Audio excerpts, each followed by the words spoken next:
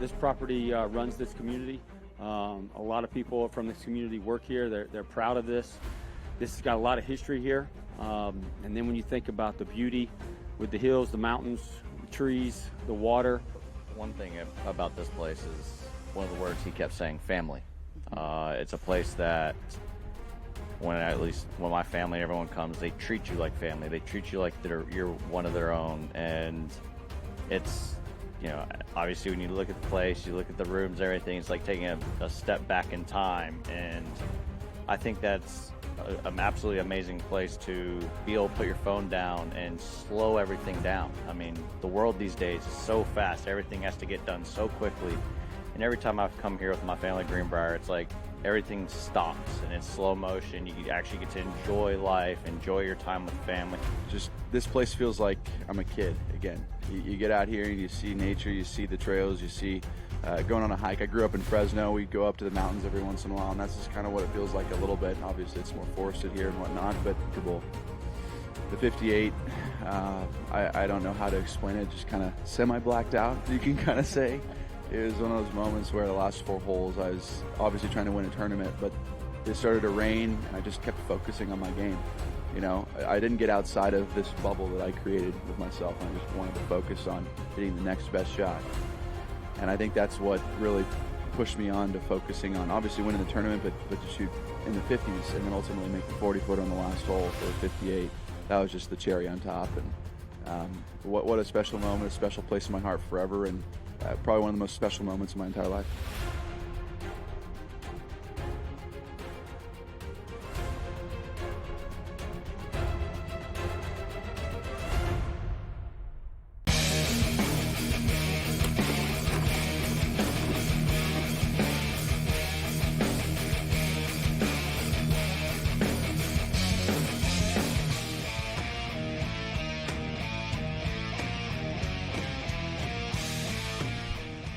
This is SportsRage. I'm Morency, the Pittsburgh players, the hustlers, the people, the bus, and everybody else in between. Getting pretty sick and tired of my guests taking pot shots at my teams. I don't even say anything to these people. It's unprovoked attacks. The dude last night comes in.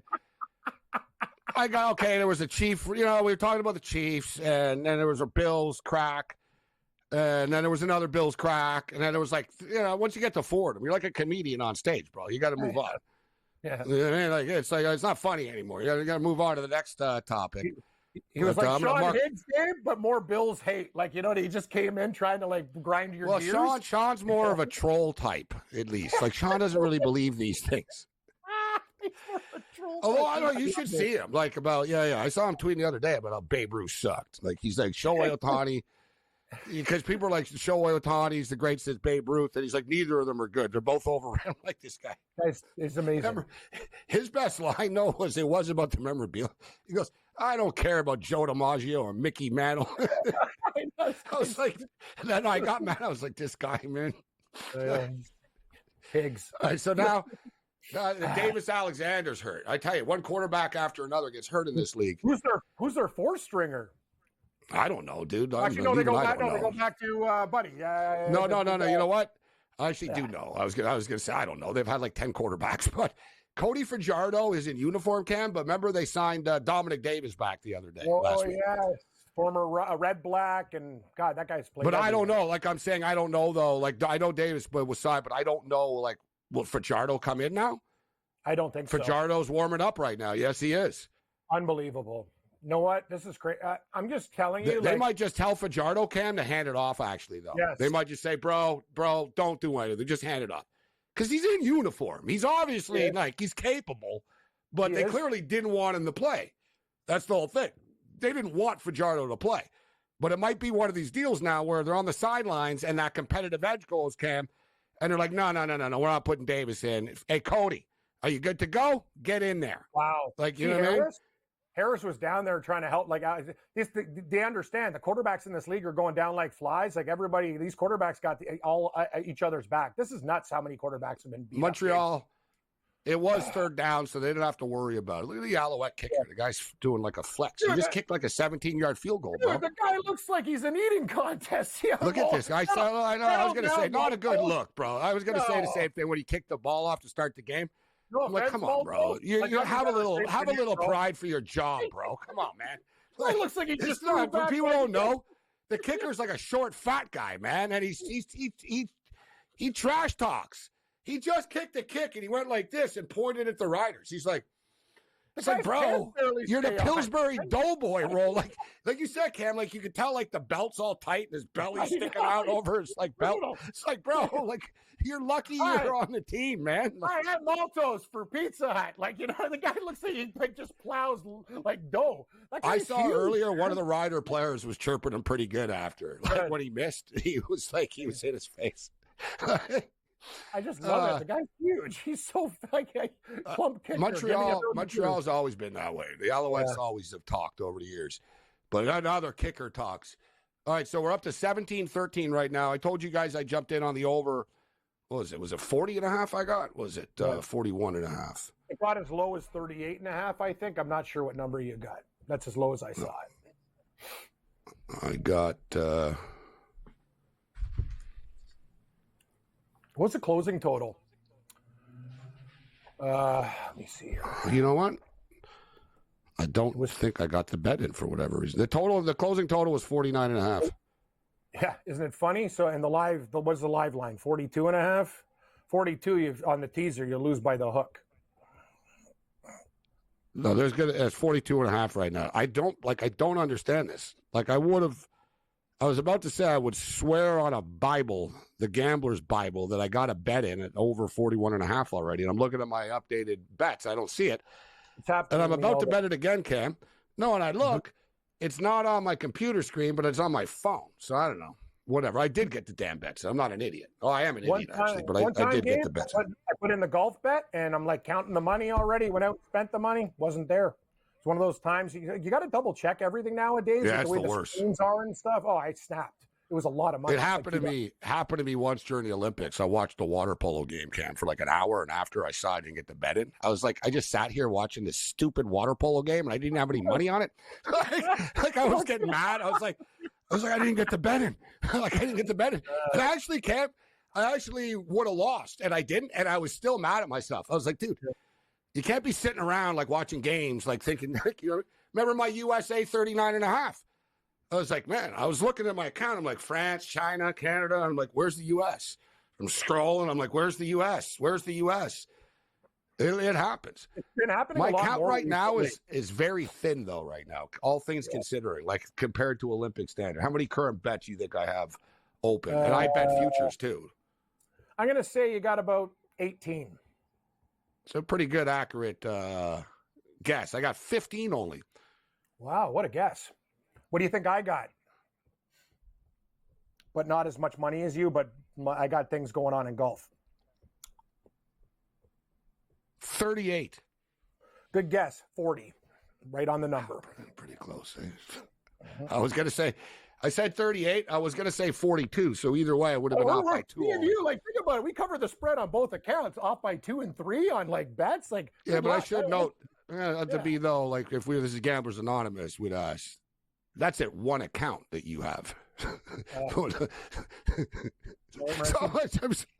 no, I got I got 100. Exactly. So I just sort of call Cam because some people are tuning in probably thinking, well, this guy's got 38 active bets. And I'm like, yeah, at one of his books. Like, I play in less books than he does. Yeah, I do. I got one that he plays at books he shouldn't be playing at. They still do the same You have a lot of book. bets, I'm sure. Yeah. Oh, I got like 150. Here's the thing. I play at that old book. They have St. Kilda Saints with a New Orleans Saints logo still. They got they're still doing that stuff, like Georgia with Georgia flag, and like every like Australian football rule AFL game that if the team's Lions, it's a Detroit Lions logo. I just like, what are these guys doing? It's been like that for 20 years. So 2-2 right now in the baseball game. I jumped in on the Braves. I want to ask though. We'll get to the golf as the St. Jude continues. Get people the updated odds for this tournament. Scheffler's coming on. We talked about Scheffler before the tournament started. He's won 7 of the last 12. Nobody ever wants to take him before the tournament start, and then everyone regrets not taking him on Sunday. And right now, he's all the way down to plus 180 right now. Decky Matsuyama's plus 320. Sam Burns is plus 750. Denny McCarthy's 850. Hovland's 22 to 1. That's what I want to talk Scheffler, about. plus 180 only. Wow. Hovland started the day, Gabe, at 125 or 150 to 1. I put $10 on it. He's been so bad, I didn't even know. The guy shot 7 under today. Look at that. It's like a stock, right? You get it at that number. That's the beautiful thing about golf. You get one good round, you're back in it. Hovland talked about it. It's like the best round he's had in a while. Remember, he went through all the swing changes, equipment changes and stuff. And I'll tell you one thing, Gabe. You know one thing about Victor Hovland? If he's there on Sunday, he's not afraid to close. He's just had a really rough year. Very dangerous player. I'm looking for his odds here. I don't see him. Well, here he is. Considering where he is, this is going to be my dart toss here to win this damn tournament. Justin Rose, 30 to 1. Playing great. I watched. He's only a couple of shots off the pace. He won't get nervous. You know what I mean? He might not have enough gas when it's all said and done.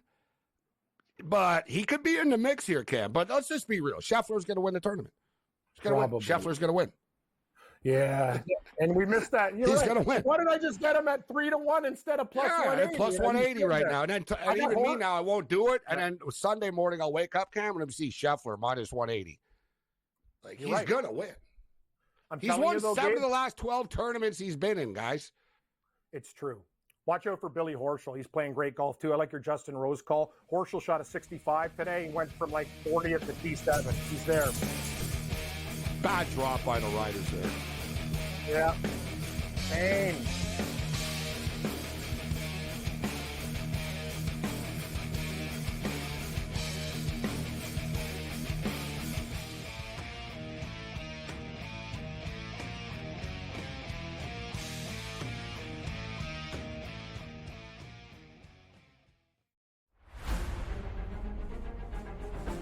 This property runs this community. A lot of people from this community work here. They're proud of this. This has got a lot of history here. And then when you think about the beauty with the hills, the mountains, the trees, the water. One thing about this place is one of the words he kept saying, family. It's a place that when my family, everyone comes, they treat you like family. They treat you like you're one of their own. And it's, you know, obviously when you look at the place, you look at the rooms, everything, it's like taking a step back in time. And I think that's an absolutely amazing place to be able to put your phone down and slow everything down. I mean, the world these days is so fast. Everything has to get done so quickly. And every time I've come here with my family at Greenbrier, it's like everything stops and it's slow motion. You actually get to enjoy life, enjoy your time with family. Just this place feels like I'm a kid again. You get out here and you see nature, you see the trails, you see going on a hike. I grew up in Fresno. We go up to the mountains every once in a while, and that's just kind of what it feels like a little bit. And obviously it's more forested here and whatnot, but the 58, I don't know how to explain it, just kind of semi-blacked out, you can kind of say. It was one of those moments where the last 4 holes, I was obviously trying to win a tournament, but it started to rain, and I just kept focusing on my game. You know, I didn't get outside of this bubble that I created with myself. I just wanted to focus on hitting the next best shot. And I think that's what really pushed me on to focusing on, obviously winning the tournament, but to shoot in the 50s and then ultimately make the 40-foot on the last hole for 58. That was just the cherry on top. And what a special moment, a special place in my heart forever, and probably one of the most special moments of my entire life.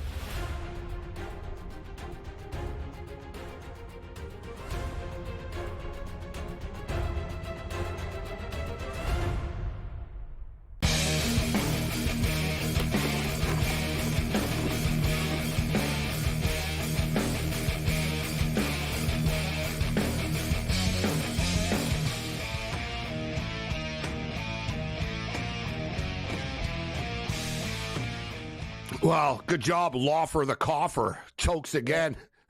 Lawfer the Coffer. This field goal kicker, I don't like throwing kickers under the bus, but I'm going to throw this guy under the bus. Like, he's missed 3 field goals, yet we're not talking about, it was a 52-yarder. It was a 48-yarder. It was a tough, like this and that. No. He's missed like a 17-yarder, a 28-yarder, a 30, like all sort of like extra point types. Like they're all like literally this one, they were on the 30-yard line And remember, the uprights in the CFL are at the back, so you only add like 7 yards, not 17. So it's literally he just missed a 37-yarder.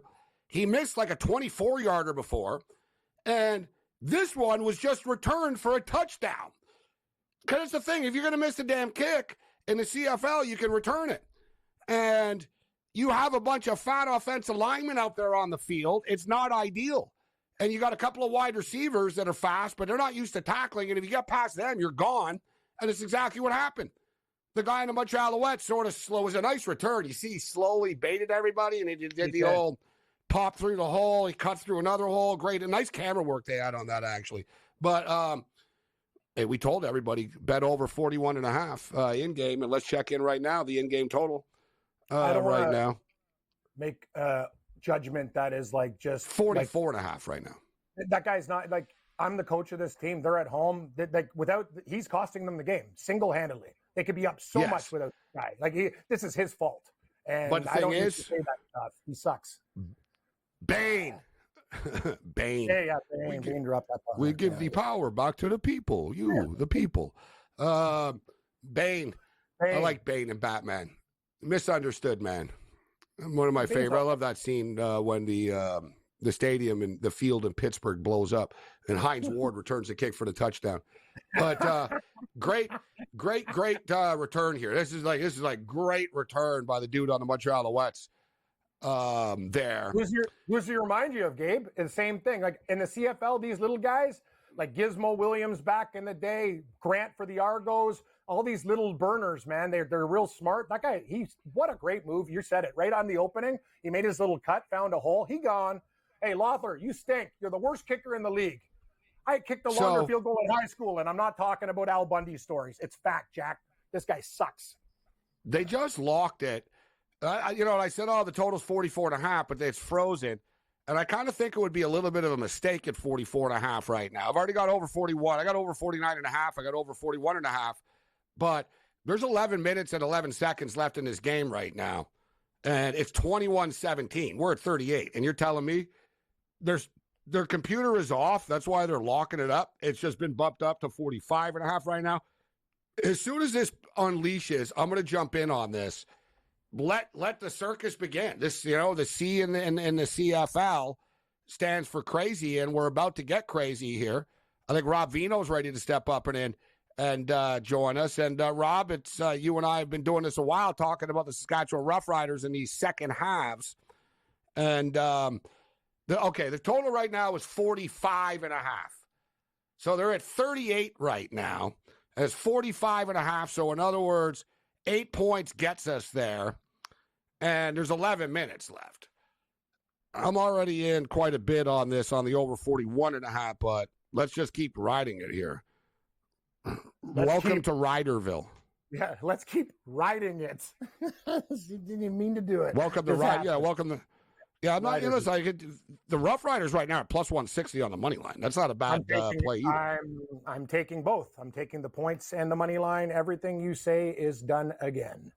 I'm not. No, I'm already on the Riders, and I'm already. So I'm not taking them, Cam. I keep on hitting the over here. Is Rob? I'm gonna do that too. No, we got Rob's getting set up. We'll get Rob on in a couple of minutes here. Our very, we have a very meticulous, meticulous setup for our guest. Rob's in the green room going through the process right now. That's what they call it on the street. The process. It's easier to go through an airport, like immigration and stuff. Like Rob can travel to Costa Rica, go through customs, and have no problems. But 45.5 right now, and I just got in on it. As I stated, guys, there's 11 minutes left in a CFL game. That's a lot of football left. Even though these defenses are good, we're starting to see the craziness and some plays starting to happen here. Here's the head coach, Corey May, smiling, putting his arm around Brett Lothar, the field goal kicker that's missed 3 kicks. And, Rob, I was taking a pot shot at Brett Lothar earlier for sucking, but as somebody that bet the in-game over 41.5, that just bet the in-game over 45.5 and had a pregame 49.5, him missing that kick, I guess, did lead to 7 points, right, with the return. How you doing, Rob? Yeah, trust the process, Gabe. Good from a guy outside of Philadelphia. Yeah, I mean, I was so angry, and then I saw him break a couple tackles, and it looked like the open field was ahead, and look at us, we're going to turn this into 7 points. So that was a beautiful thing.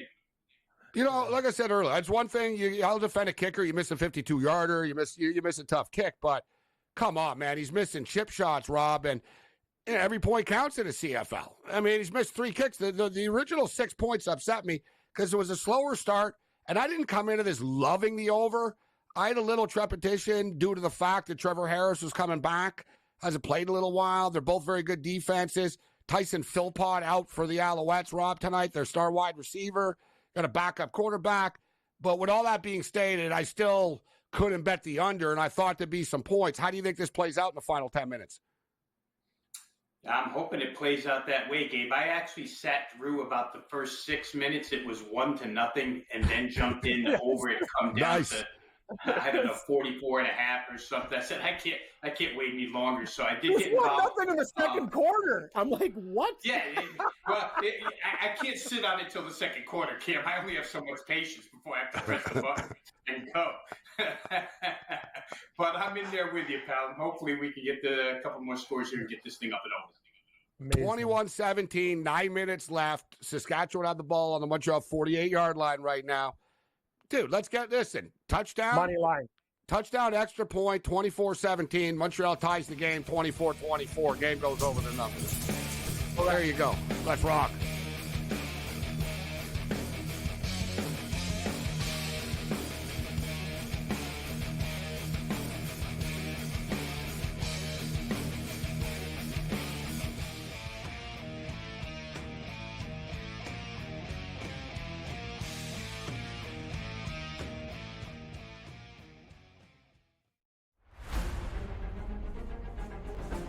This property runs this community.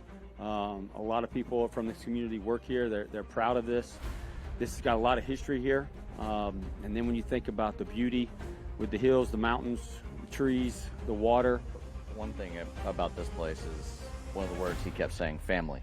It's a place that when my family, everyone comes, they treat you like family. They treat you like you're one of their own. And it's, you know, obviously when you look at the place, you look at the rooms, everything, it's like taking a step back in time. And I think that's an absolutely amazing place to be able to put your phone down and slow everything down. I mean, the world these days is so fast. Everything has to get done so quickly. And every time I've come here with my family at Greenbrier, it's like everything stops and it's slow motion. You actually get to enjoy life, enjoy your time with family.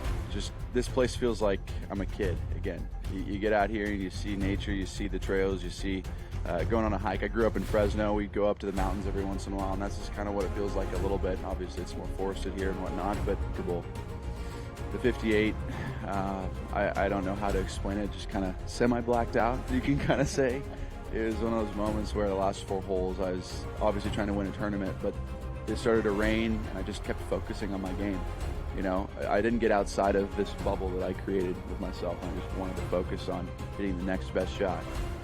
And I think that's what really pushed me on to focusing on obviously winning the tournament, but to shoot in the 50s and then ultimately make the 40-foot on the last hole for 58. That was just the cherry on top. And what a special moment, a special place in my heart forever, and probably one of the most special moments in my entire life.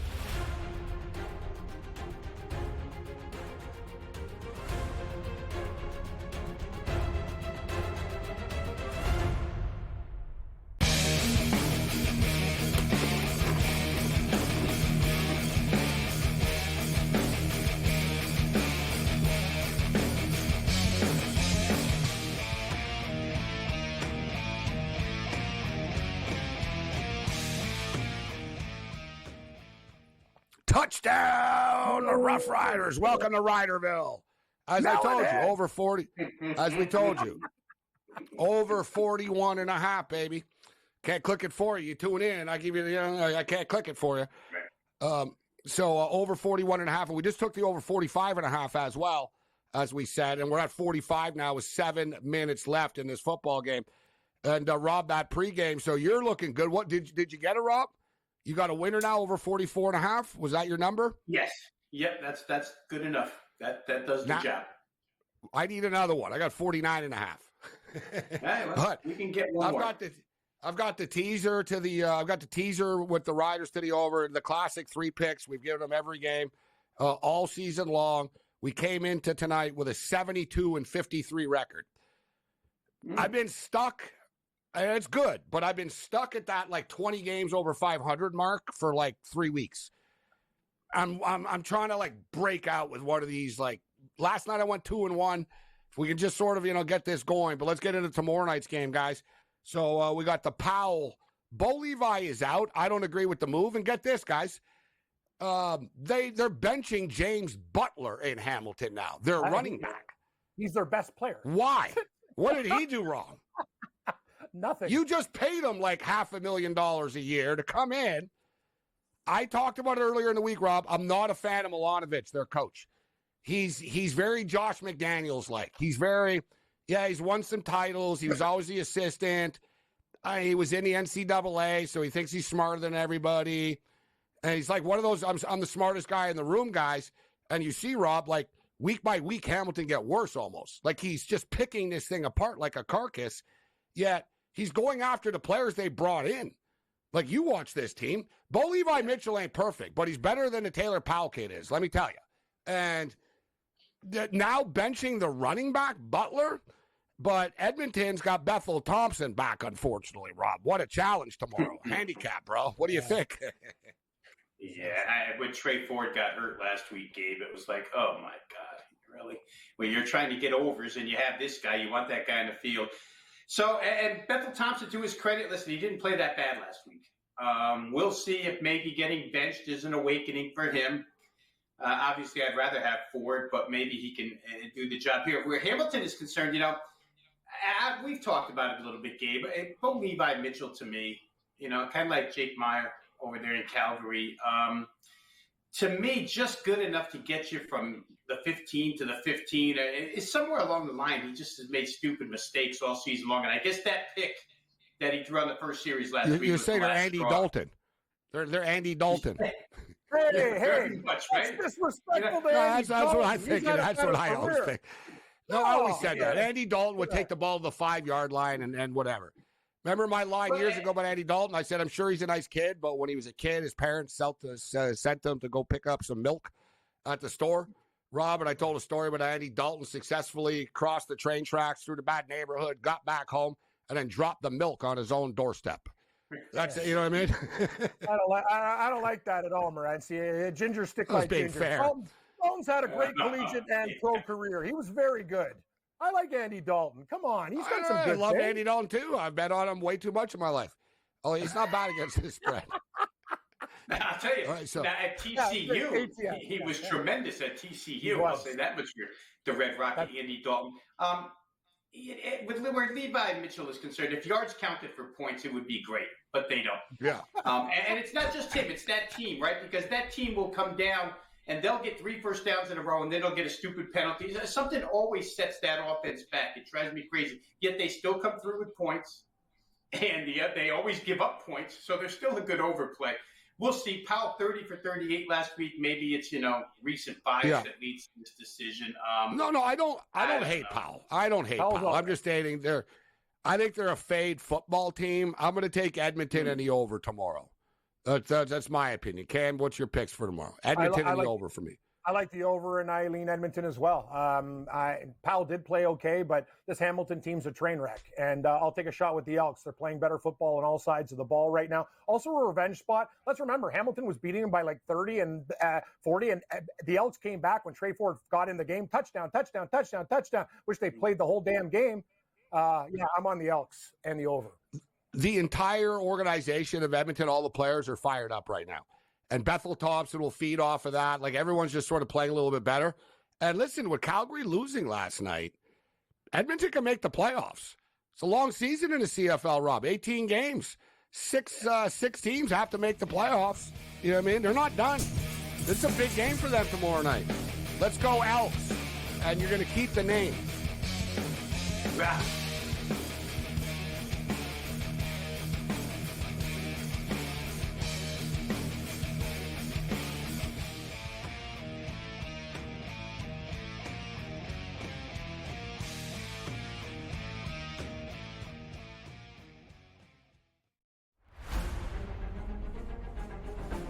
This property runs this community.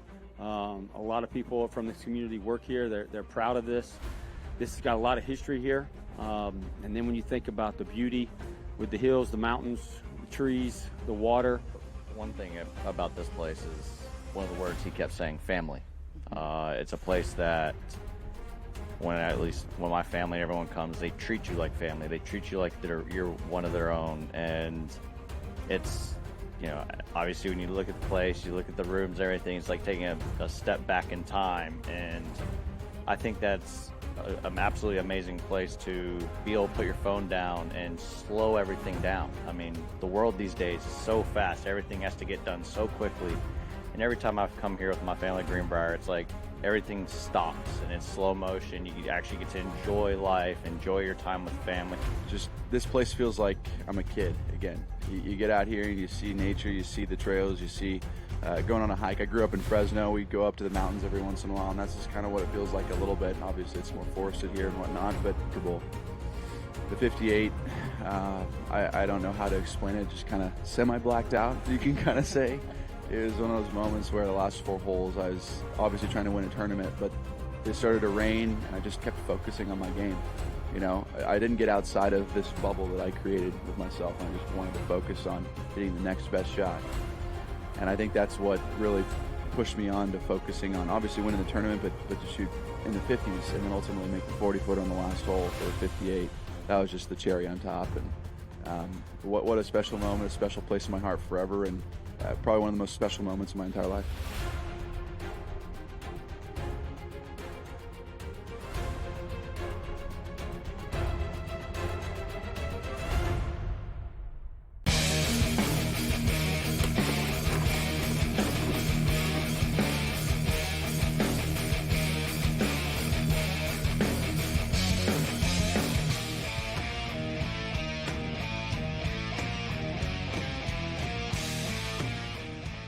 This is SportsRage. I am Morency, the Pittsburgh players, the hustlers, the people to bust them, and everybody else in between. Tony Finn on the on-deck circle.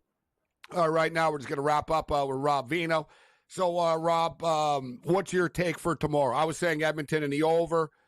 What do you think about this one? And we'll get to the BC-Winnipeg game. Yeah, I can agree with the over, Gabe. And I'll say this, we brought it up last week, and sure enough, it came through right on time. Hamilton's second halves this year, 8-1 over.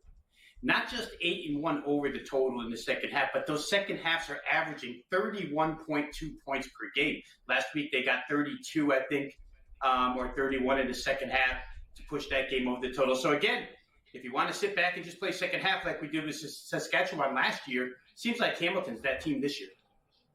What do you think about the Nate Rourke signing? Quite a bombshell in the CFL world, let me tell you, with ramifications. And just quickly as well, there's been a lot of talk about the Toronto Argonaut quarterback situation and Chad Kelly and what's going to happen. Everyone thought, he's suspended 9 weeks. And I told people, no. He's suspended 9 weeks, and then after 9 weeks, he meets with the league. And from what I understand, the meeting did not go well at all.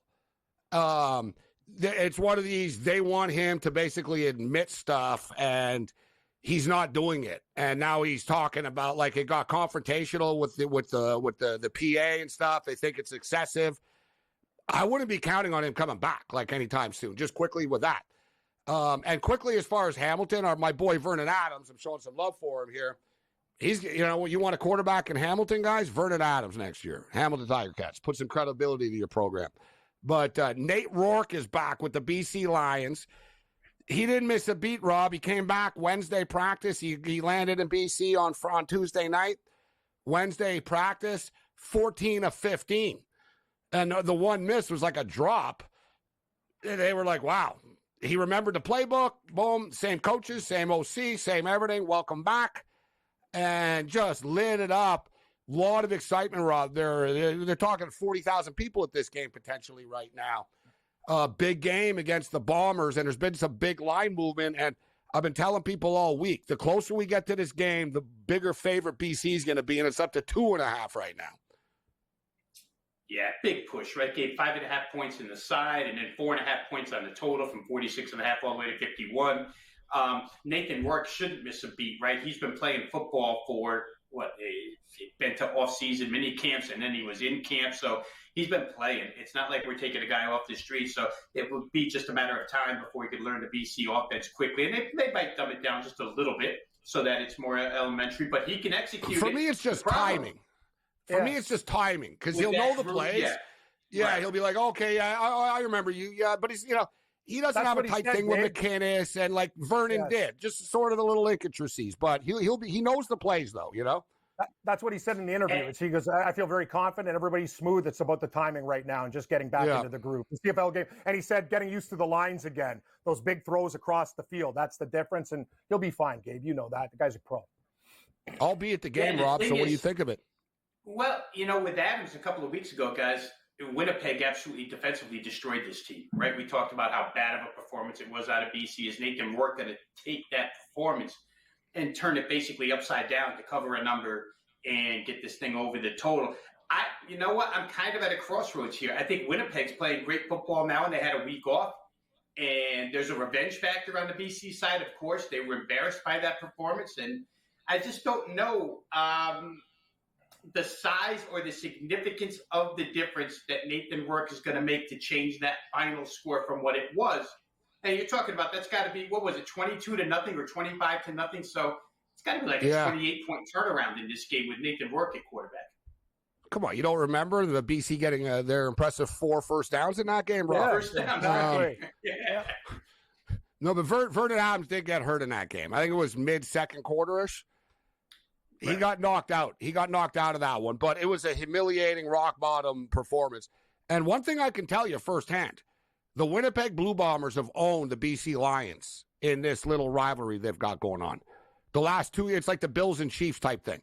The last 2 years in a row, the Bombers have beaten the Lions in the Western Conference final. Every time there's a big regular season game this is the one, man. Home field is on. It's always BC falls short. But for me, I think, and I'm not a BC mark, and it's not Vernon Adams' fault. I've even been telling people, you see it, Rob, their offensive line's got big problems. They can't tackle anybody suddenly. Mm-hmm. Their wide receivers aren't getting separation. They drop balls. It's like they're a completely different team midseason here suddenly somehow. But with that being stated, Vernon Adams is making a lot of money, and he's on board. So it wasn't like, how did you guys do this to me? I got hurt. You threw me under the bus.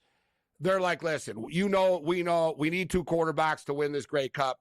The Grey Cup's here. We're only halfway through the season. You're going to be a part of this. And, Vernon is still going to play a bit. And who knows? Nate Rourke get hurt. But it's a big game for BC, Rob, losing 3 games in a row. That's why I'm going to, this is a line in a sand football game for BC. And not to mention, it's one of their little legacy games as far as ticket sales are concerned. Like, they went all out with a 50-cent game. I don't know who this guy is. It's not Raffy or Barney, but they have some big kids star kid. Raffy or Barney? Who the Wiggles? No. Like I see they have billboards up everywhere. Some dude like with a beard and a guitar, and you know what I mean? And they've stole like 38,000 tickets or whatever. Like, and I'm going to the game. It's Family Kids Day, Cam. I'm going to that game. Well, go hit Sunday afternoon. It'll fit right in.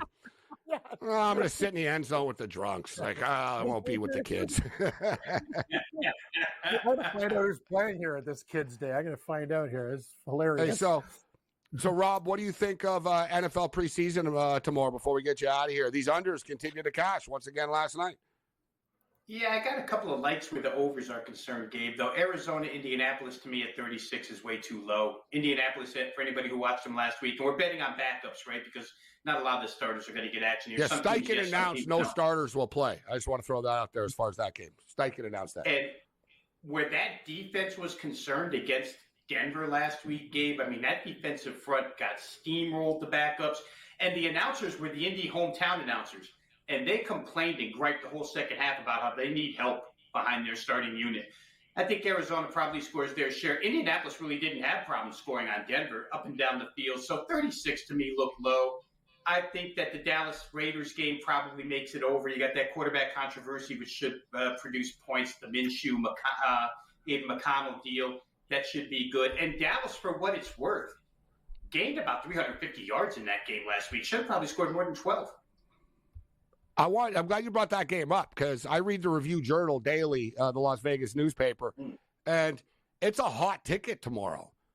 Like, tickets are expensive for this preseason game tomorrow because of the Dallas Cowboys. The Cowboys are that big of a brand, and they've never been to Vegas before. Like, even like regular season, preseason. It's the first time the Cowboys had been to Vegas. It's a big ticket. And, Rob, I thought the Raiders were overrated last week or overpriced, laying the points against the Vikings because, Minshew and O'Connell. And I think the same thing here.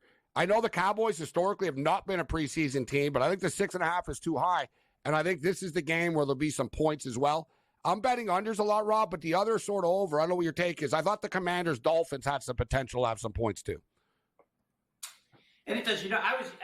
I was a little bit blind to this last week, Gabe, but then when I watched, I'm like, holy cow, the Commanders have Austin Eckler and Brian Robinson in the backfield, and they were both playing last week. That's a heck of a backfield with Jaden Daniels at quarterback. Jaden looked good, too. Yeah, they look pretty good. And I think that, I don't know if McDaniel's playing coy with the way they played offense last week. They win 2013, but you would expect that offense to do a little something this week. Rob Vino, RobVinoSports.com, WagerTalk.com. Next week, we'll talk some college football, baby. 8 days away, college football, and then 2 weeks away.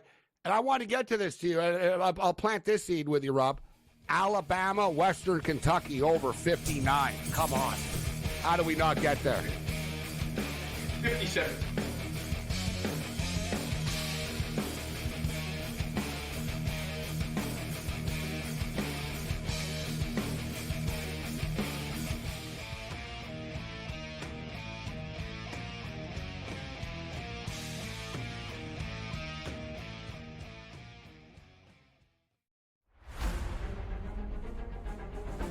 This property runs this community.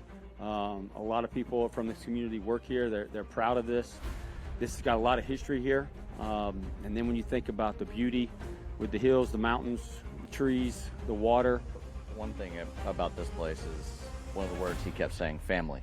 It's a place that when my family, everyone comes, they treat you like family. They treat you like you're one of their own. And it's, obviously when you look at the place, you look at the rooms, everything, it's like taking a step back in time. And I think that's an absolutely amazing place to be able to put your phone down and slow everything down. I mean, the world these days is so fast. Everything has to get done so quickly. And every time I've come here with my family at Greenbrier, it's like everything stops and it's slow motion. You actually get to enjoy life, enjoy your time with family.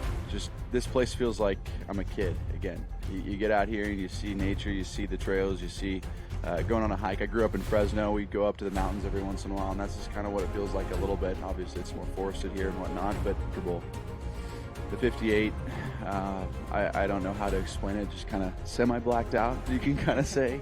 It was one of those moments where the last 4 holes, I was obviously trying to win a tournament, but it started to rain, and I just kept focusing on my game. I didn't get outside of this bubble that I created with myself. I just wanted to focus on hitting the next best shot. And I think that's what really pushed me on to focusing on obviously winning the tournament, but to shoot in the 50s and then ultimately make the 40-foot on the last hole for 58. That was just the cherry on top. And what a special moment, a special place in my heart forever, and probably one of the most special moments of my entire life.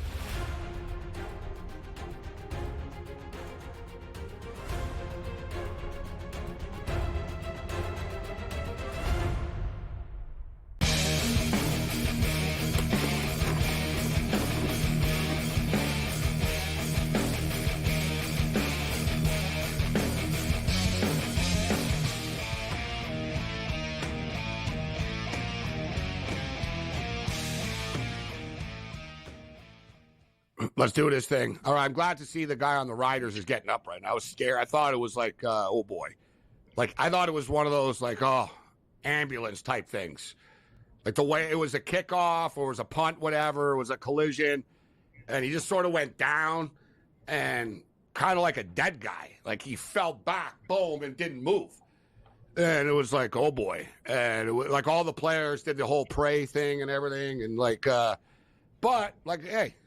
Miraculously, he's back up, and he just jogged off the field.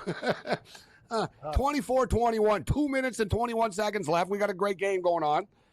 It's 24-21, 2 minutes left. Montreal have the football. on their own 20-yard line, but there's a 2nd and 9, and did they just pick up the first down? They did. I pretty much called this like 10 minutes ago, and I told you guys. They're going to score a touchdown. The Montreal will kick a field goal. It'll be 24-24, and the game's going to go over the number. Let's bring in the great Tony Finn right now, the man, the legend himself. What's up, Tony? I'm looking for the great guy. There I'll you try are. to be a great guy. How you guys doing?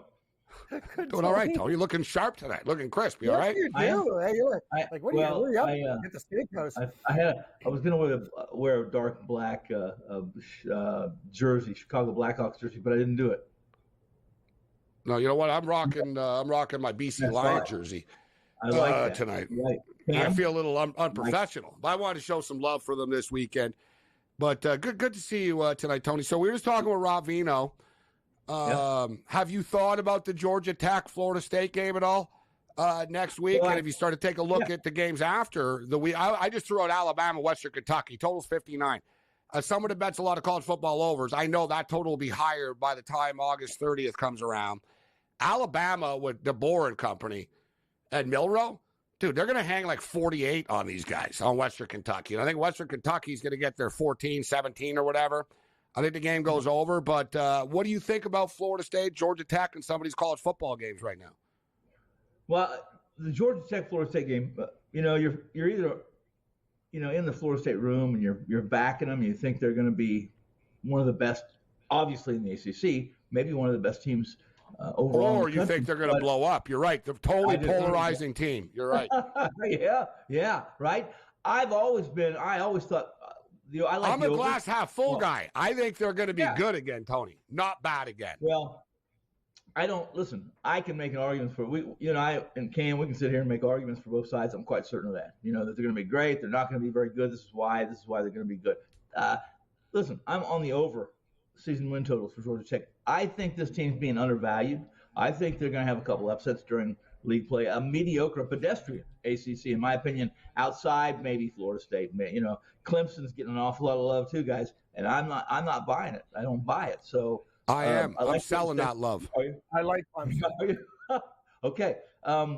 It seems to me since the SEC expanded and Clemson became that college football playoff team that was always seemed to be Alabama, Clemson, or Clemson and somebody, right? I think that there's some things that have happened with the coaching staff. They've lost some pieces that were important, and I'm not sold on them. I like Georgia. This is a massive year, Tony, for the I'm not going to say the legacy. Dabo's a Hall of Famer and a legend, but this is a massive year for where are Clemson at? Like you said, are you still the Ohio State, Michigan? Are you still like the Alabamas? Are you still this top tier? Because you haven't been right now. Or I think they can make the playoffs, though. If you look at their schedule, and in fact, I'm out on a limb here, and no one else agrees, but I like Clemson plus 14 against Georgia in week 1. But just quickly, guys, as far as FSU is concerned, a lot of people like Georgia Tech in this game. The number keeps coming down. It's down to 11 right now. My prediction is it comes down to like 10-ish, 10.5. I think people are going to buy in that anti-Georgia Tech, the ESPN crew and Feinbaum and everyone keep bashing FSU. A lot of negativity around them. One thing I'll say, though, guys, about this. Number one, I think Florida State will be very good again. Don't underestimate Mike Norvell and what they've done and how he recruits.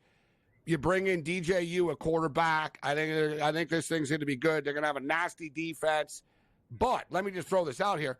Georgia Tech gave up 1 million yards a game on the ground last year per game. Yep. Like a lot, Tony, right? They got carved up on the ground.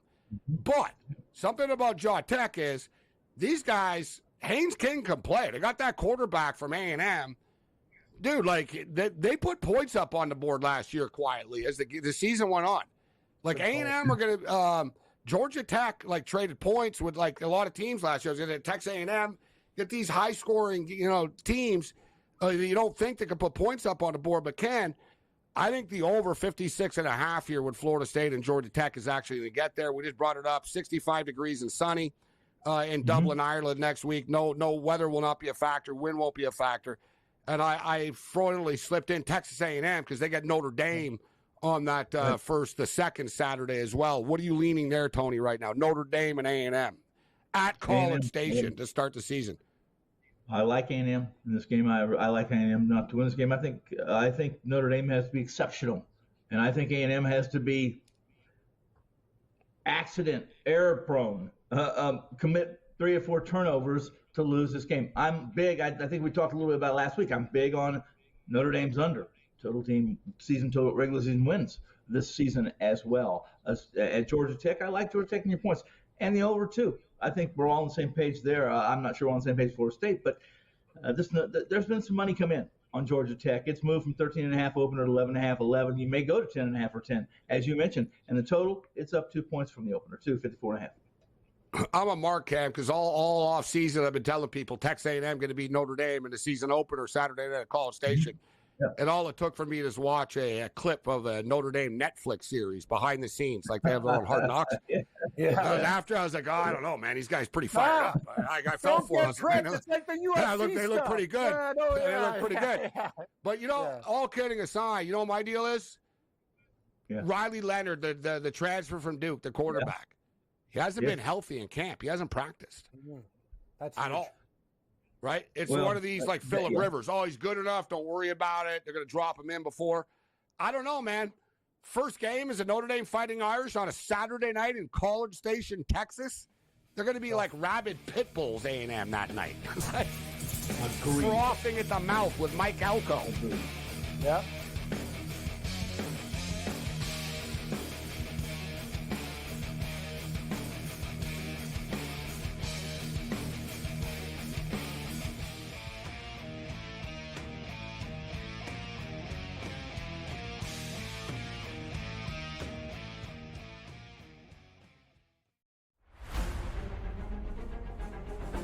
This property runs this community. A lot of people from this community work here. They're proud of this. This has got a lot of history here. And then when you think about the beauty with the hills, the mountains, the trees, the water. One thing about this place is one of the words he kept saying, family. It's a place that when my family, everyone comes, they treat you like family. They treat you like you're one of their own. And it's, obviously when you look at the place, you look at the rooms, everything, it's like taking a step back in time. And I think that's an absolutely amazing place to be able to put your phone down and slow everything down. I mean, the world these days is so fast. Everything has to get done so quickly. And every time I've come here with my family at Greenbrier, it's like everything stops and it's slow motion. You actually get to enjoy life, enjoy your time with family. Just this place feels like I'm a kid again. You get out here and you see nature, you see the trails, you see going on a hike. I grew up in Fresno. We go up to the mountains every once in a while, and that's just kind of what it feels like a little bit. Obviously, it's more forested here and whatnot, but the 58, I don't know how to explain it. Just kind of semi-blacked out, you can kind of say. It was one of those moments where the last 4 holes, I was obviously trying to win a tournament, but it started to rain, and I just kept focusing on my game. I didn't get outside of this bubble that I created with myself. I just wanted to focus on hitting the next best shot. And I think that's what really pushed me on to focusing on, obviously winning the tournament, but to shoot in the 50s and then ultimately make the 40-foot on the last hole for 58. That was just the cherry on top. And what a special moment, a special place in my heart forever, and probably one of the most special moments in my entire life.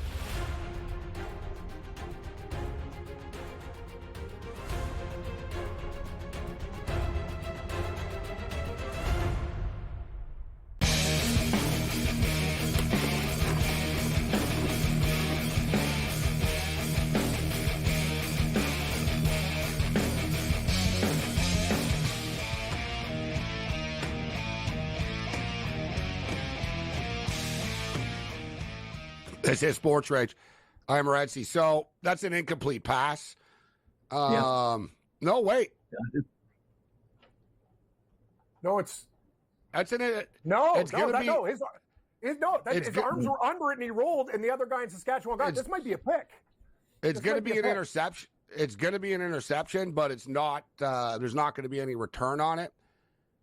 But Montreal just like, I don't understand this. If you're Montreal, they were whatever. They were kind of going for the win, right? Like there's 40 seconds left in the game. Montreal is at like the 25-yard line, 20-yard line.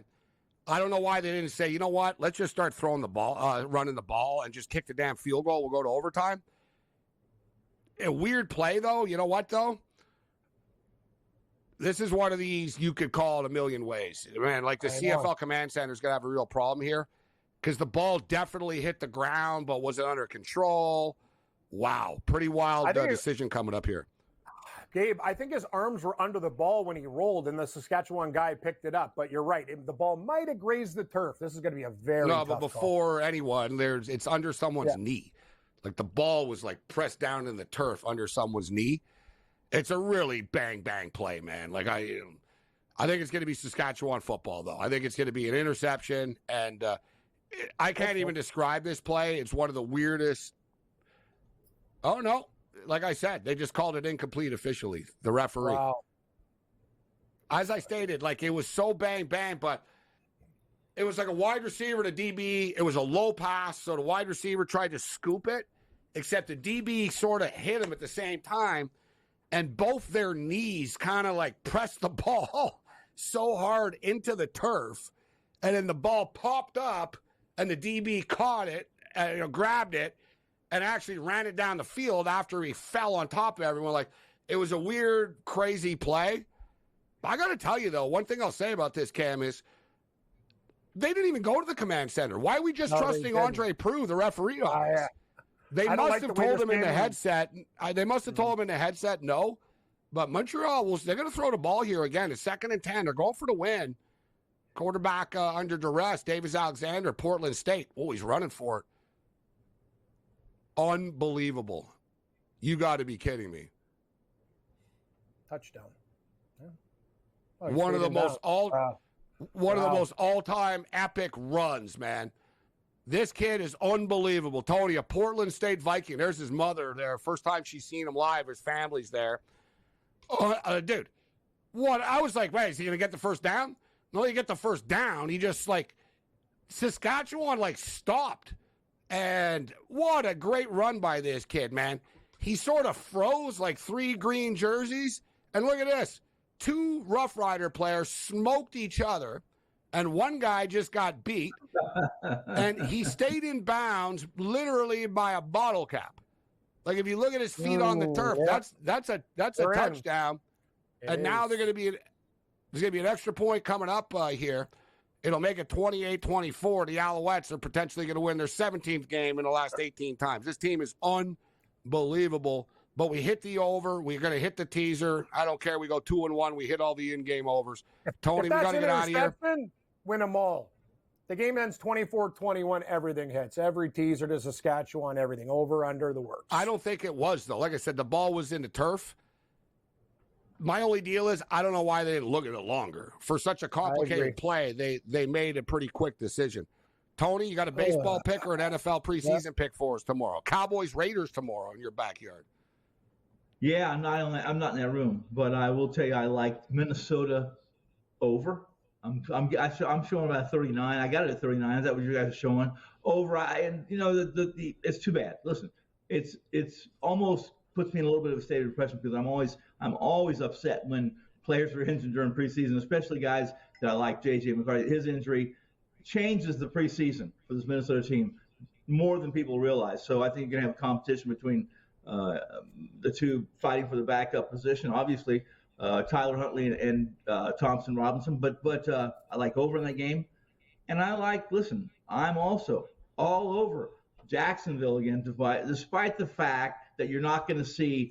Listen, I'm going to give how about this? C.J. Beathard and Mac Jones the edge over Kyle Trask and John Woodard. How about that? Oh my God! You can't believe this. Point. Yeah, the kicker that bounced off so much just missed the extra point. They have 30 seconds left to tie the game at 27. See the graphic guy? You already put up 28. Sorry, buddy. Go back to 27. That was the best. He already put up. Maltos is arguing he didn't miss. It's like, dude, you missed. No, he's like, no, I didn't miss. It's like, yeah, you missed. Give him a box of cheeseburgers. Other than that, you're on later. Yeah, later.